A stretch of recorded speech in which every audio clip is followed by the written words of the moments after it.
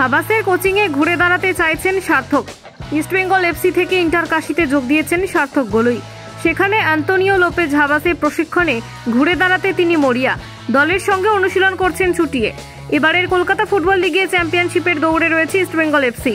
CFL 2024-এ ইস্টবেঙ্গলের ভালো খেলার পেছনে সার্থক গলুইয়ের অবদান রয়েছে। কলকাতা ফুটবল লিগের কথা মাথায় রেখে সার্থক গলুই হীরা মণ্ডলদের মতো অভিজ্ঞ ফুটবলারদের স্কোয়াডে রেখেছিল লাল হলুদ শিবির। কলকাতা ফুটবল লিগ 2024 শেষ হওয়ার আগেই ইস্টবেঙ্গল এফসিকে বিদায় জানিয়েছেন সার্থক। যোগ দিয়েছেন আই লিগের ক্লাব ইন্টারকাশিতে। গত মরশুমের আই লিগে ভালো পারফরমেন্স করেছিল ইন্টারকাশি। খাতায় কলমে এবার তাদের স্কোয়াড আরও শক্তিশালী। Indian Super League League Shield জয়ী লোপেজ হাবাসকে করা হয়েছে দলের হেড কোচ। জনি কাউকোর মতো অভিজ্ঞ বিদেশি ফুটবলার রয়েছেন দলে।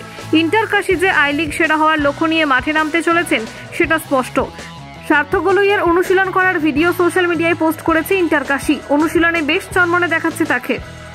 আই লিগ সেরা হয়ে এবারে ইন্ডিয়ান সুপার লিগে অংশ নিয়েছে মোহামেডান স্পোর্টিং ক্লাব। আগের মরশুমে আই লিগ জিতে আইএসএল এ প্রবেশ করেছিল পাঞ্জাব এফসি। এবার আই লিগ সেরা হওয়ার লক্ষ্য নিয়ে দল সাজিয়েছে ইন্টারকাশি। এই দলের হয়ে নিজেকে নতুন করে চেনাতে চাইবেন সার্থক গলুই। কলকাতা 24/7.in।